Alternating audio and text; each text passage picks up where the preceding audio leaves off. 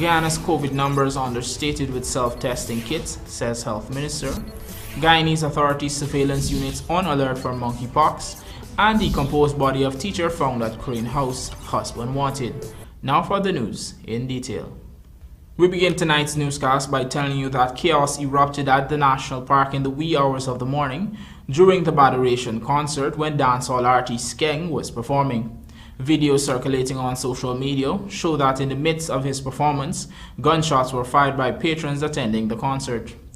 There are no reports of anyone being injured by the gunshots, but some persons sustained minor injuries after glass bottles were thrown into the crowd.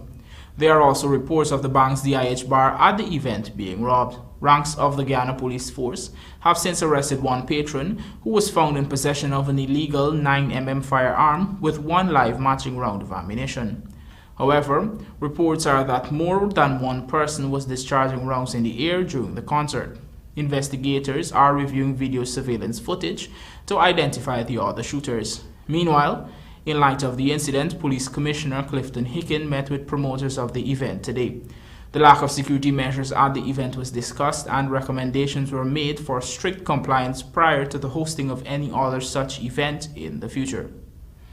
As the Caribbean works on enhancing its productivity to reduce its high food import bill and ensure food security, President Dr. Irfan Ali has contended that the region has a unique opportunity also to tap into world markets as a supplier. He made this remark while delivering the feature address at the opening of AgroFest in Bridgetown, Barbados, which is being held from May 28 to 29 under the theme Greening Together, a Caribbean Thing. More in this report.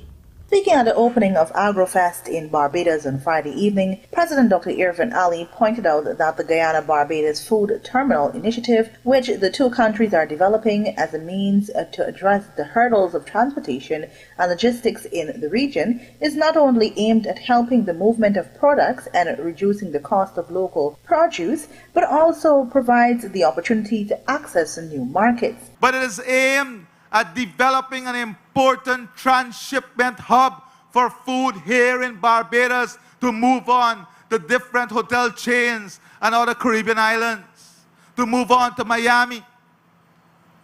We must believe that we can do it. We must stop thinking narrowly that we cannot achieve these things.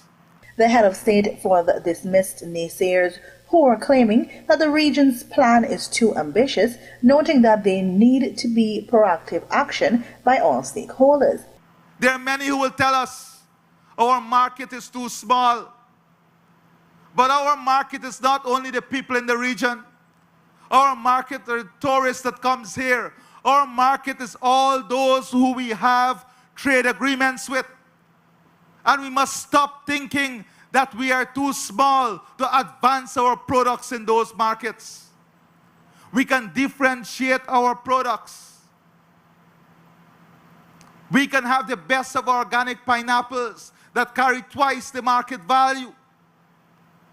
But we have to be thinking people.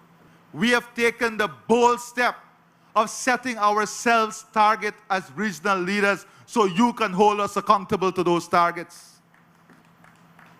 And we are not going to sit and wait to accomplish these targets. We need everyone to come on board and come on board quickly. Meanwhile, Barbados Prime Minister Mia Mottley underscored the importance of addressing the transportation and logistics issue the region is facing. When I walked in Guyana last week, and I could see pineapples at the equivalent of what would be $1 US, and almost all forms of ground provisions at between 25 and 30 and 40 cents US a pound, then I know that we have a solemn obligation to get the transportation issues that are bedeviling us solved, and to get those other obstacles that preclude the easy importation of produce and products in this region into one another's borders, that we have an obligation to solve it. And that is why I have willingly accepted to work in this project with you, President Ali, because we cannot see produce rotten, or we cannot accept the word glut in our vocabulary as we go forward in circumstances where our people need access to cheap and affordable and good food. Some 45 Guyanese business and state entities, ranging from agro-processors to furniture manufacturers and jewelers, are participating in the two-day Agro Fest in Barbados. Reporting for the Evening News, I am Lawanda McAllister. With the road fatality numbers already increasing in some regions in Guyana, Traffic Chief Superintendent Ramesh Ashram has said that traffic laws must be rigid and stiff in order to deter road users, especially drivers, from being reckless and committing offenses. Shane Marks tells us more. Traffic Chief Superintendent Ramesh Ashram pronounced this idealistic solution during a Police and You program on Friday. We cannot get offense and a driver paying 5,000 for obstruction, and you drink and drive and you're paying 7,500. The law have to be so rigid and stiff that the person will feel the effect.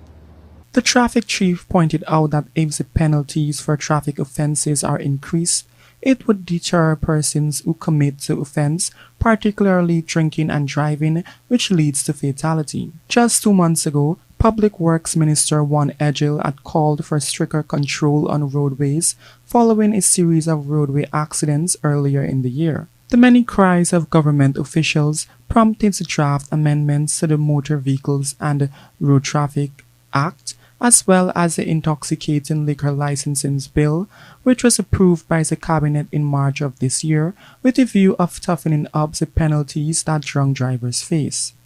The draft legislation seeks to make causing the death of someone through drunk driving a case of vehicular manslaughter. Additionally, it amends the penalty for driving over the alcohol limit, replacing the $7,500 fine with $200,000 and the sentence of 12 months with 24 months.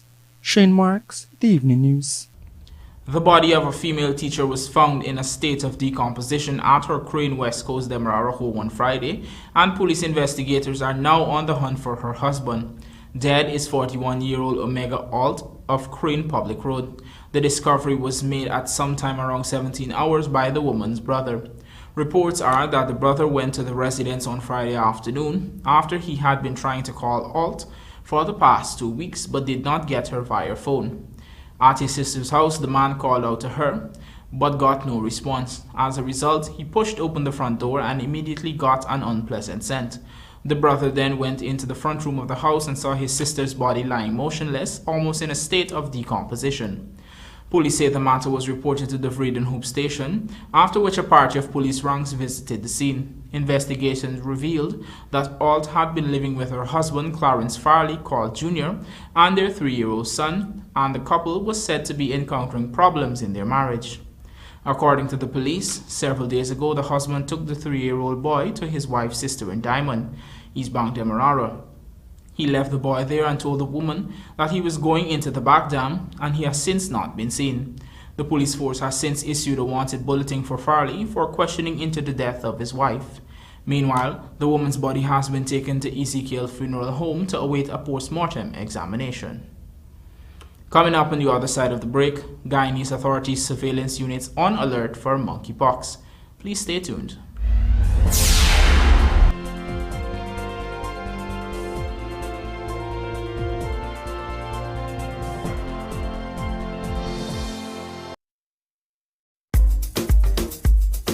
Wine, wine, wine, wine, wine, wine, wine, soca and wine, soca and wine, soca and wine. One of the most fashionable events returns. Soca and Wine Day Party.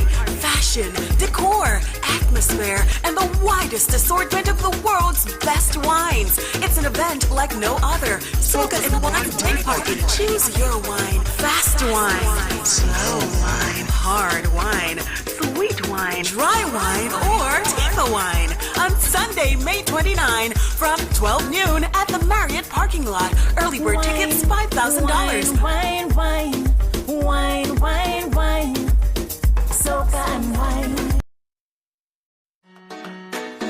With unlimited games to choose from, you can be a winner with Superbet. Choose from our virtual sports, live betting, sports betting, live roulette, and much more. Place your bets at www.superbet.gy or visit any one of our agents. Terms and conditions apply. Must be 18 and over. Play responsibly.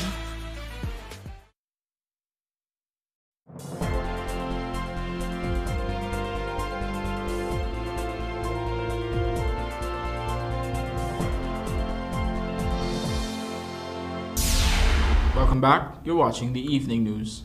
Over 600 active coronavirus cases currently being monitored across Guyana might be an understatement of the country's actual numbers, given the rise of self-testing kits coupled with the fact that the virus is now mimicking the common flu.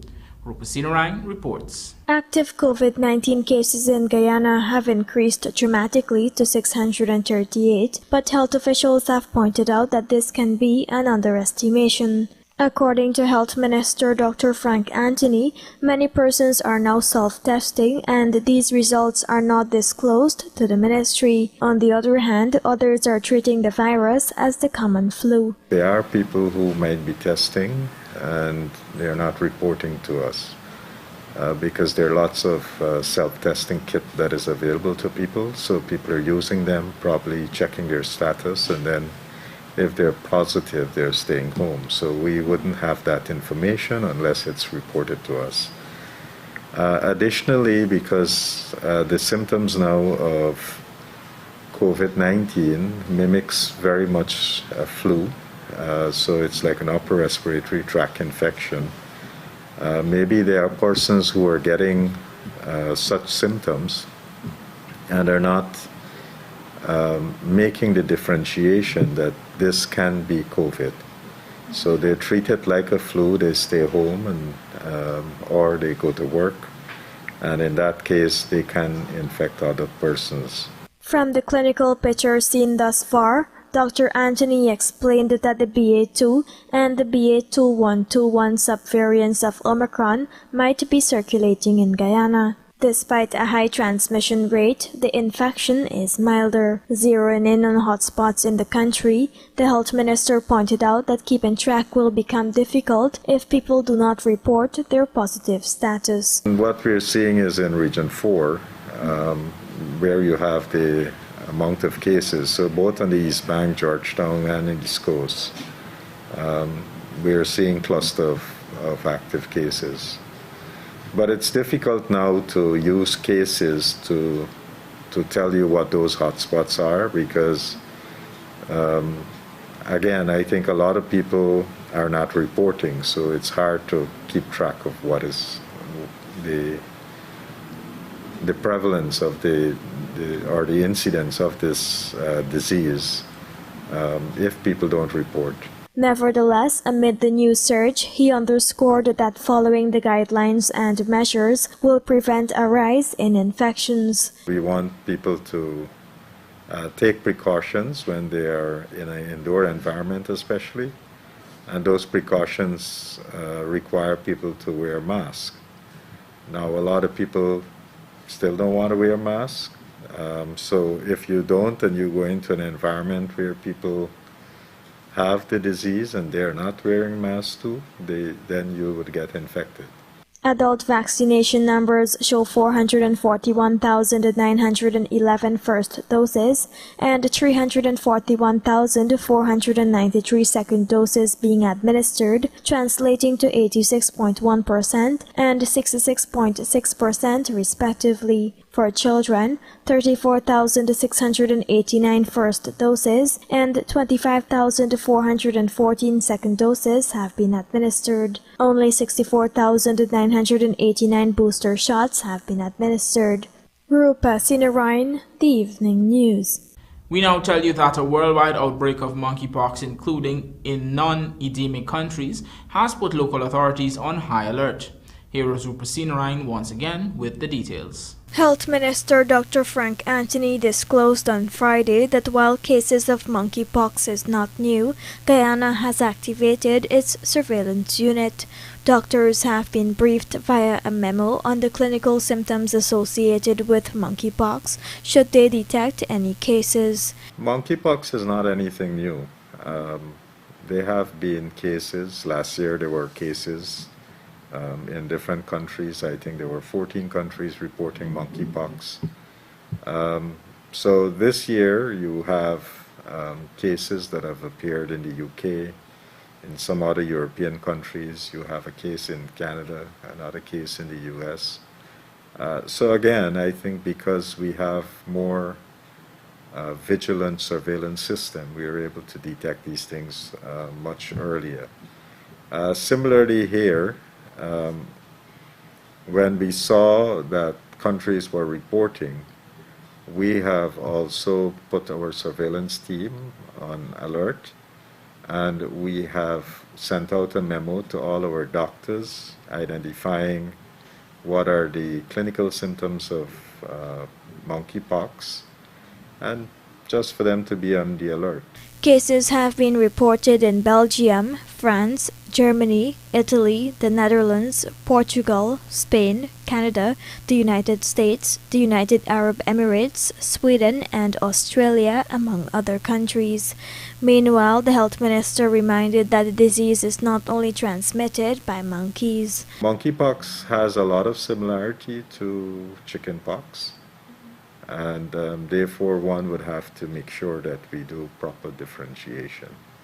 But we are checking. Generally, these viruses are more endemic to the African region, and you would from time to time see cases popping up in other parts of the world. They're generally transmitted by primates or monkeys, but they can also be transmitted by rodents, meaning rats and so forth. So that's also very important to note, because I think people think about when they hear monkeypox, it's only monkeys transmitting it. The World Health Organization has said it is working with its partners to better understand the extent and cause of the outbreak of monkeypox. The virus is endemic in some animal populations in a number of countries, leading to occasional outbreaks among local people and travelers. Rupa Sinarayan, The Evening News. Public Works Minister INT'L has revealed that the contractors who had removed dirt from an access dam to execute 2 river defense projects on the east bank of Berbice will now have to replace the dirt and reconstruct the dam, which was turned into a swamp. Our Berbice correspondent Andrew Carmichael reports that an estimated 900 tons of dirt were removed from the dam situated at Sisters Village, East Bank, Berbice. Let's have a look. About 4 feet in height and 15 feet in width of the dam had been excavated. More than 100 feet had been removed, making sections of the main access dam for farmers on the east bank of Berbice in the Lonsdale Sisters Village area into a swamp. The river defense work is being carried out by the Civil Defense Commission under the Public Works Ministry, with the Enfield Nudo Park NDC overlooking it. Farmers are pointing an accusing finger at a senior official of the NDC, saying it is a clear case of corruption, as a family member of that NDC official has been employed to record and account for the earth being removed. Chairman of the Enfield Nudo Park NDC, Wajib Khan, said permission was granted by the local government ministry to sell the overburden from the dam to the river defense project, but the ministry says no such permission was given. The Regional Democratic Council of Region 6 has also not given permission. As a result, the project was put on hold. When asked on Friday for an update, Public Works Minister GUYANESE said it is not government's policy to destroy something to fix another. And I've asked my Chief Sea and River Defense Engineer to look into the matter with clear instructions. If something has happened that will affect people, it must be replaced and it must be properly fixed. The policy of the government is that we don't destroy to fix. We are bringing relief. So we are bringing improvements. You're not destroying to fix. We're not going to break up a road to build a road. We're not going to break up a dam to build a city fence. So if there was some error or there was need for emergency movement of dirt. Whatever was the issue or the explanation that could be given in that circumstance, the end product must be total replacement and fixing to ensure that nobody is at a disadvantage. When we campaign and asked the people of Guyana to return us to office, we made a social contract with the people of Guyana. And that social contract means that we will not take away service or we will not take away benefits from people and we will not add burdens to people. That is why when we went into office, we removed all the burdensome taxes. That was a very bad arrangement put in place because the contractor did make an arrangement with the NDC people. And unfortunately, the NDC people thought that the dam was high enough so that they could have leveled it off. But apparently they did not supervise what the contractor was doing. And he actually dug much more than what he was supposed to take off. But the position is that he will have to go back and do back that dam. Take back earth to the dam? Yeah. Is it going to be monitored where he gets the earth from this time? Well, yes, definite. I mean, if you're not going to destroy something else to go back and do back the dam. But that's the position. An arrangement has been made with the guy. And so the NDC should have, in the first place, monitored the work, but unfortunately it didn't happen. And so we got to get back. We got to get it right now. For the Evening News, Andrew Carmichael.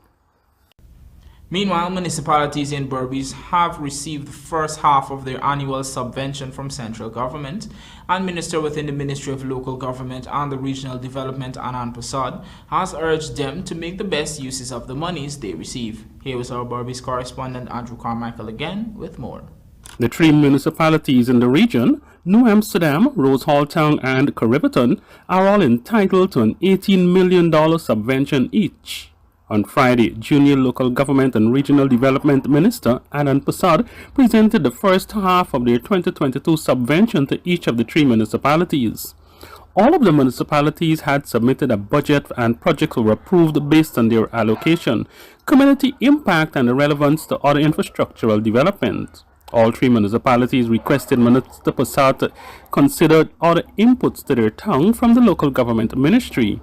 However, Minister Prasad called on the municipalities to use the property tax they collect from property owners towards further enhancing of the townships. I want to implore upon you, in as much that you have some money to do some streets, to utilize your taxes wisely and see how best you can do some of your streets.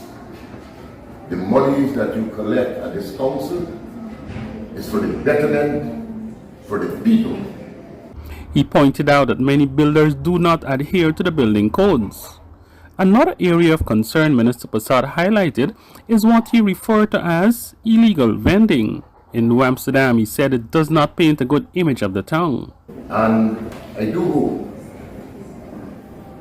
that you take that into consideration. Another important point to make, that a lot of buildings are being erected, and I want to ask your engineer department, I hope that they are paying key attention to the buildings of these properties. I am asking that this council start putting themselves in order. I can understand that people must have a livelihood, but that livelihood must be done in the right and proper manner. He further pointed out that municipalities must realize where Guyana is heading, noting that development is taking place countrywide, but when it comes to Berbice, plans are already on stream for projects that will soon be realized. If not later on this year, next year you will see the transformation. Billions of dollars of investment is coming right here in Palmyra. Do not be left behind. Andrew Carmichael, the evening news. We will now take a look at the bridge reports. The Demerara Harbour Bridge is scheduled to be closed on Sunday, May 29th at 3 hours for a period of 1.5 hours. Meanwhile, the Berbice River Bridge is scheduled to be closed on Sunday, May 29th at 16 hours 10 for a period of 1.5 hours. Slim lead for Jamaica at T in Regional 4-Day. This and more coming up in the Sports Cast sponsored by Macor.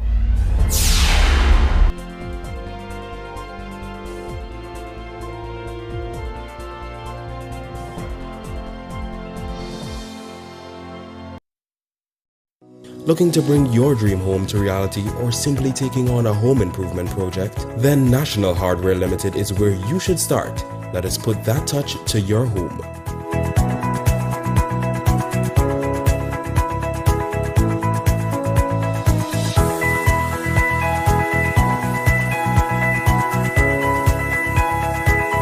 Choose from over 1,000 Berger Paint original hues for any surface.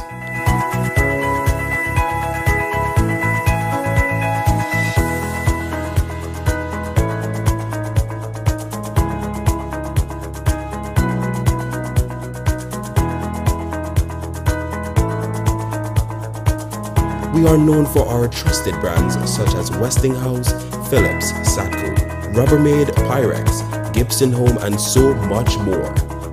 National Hardware Limited, your do-it-best store, located in downtown Georgetown and industrial site Rijnveld.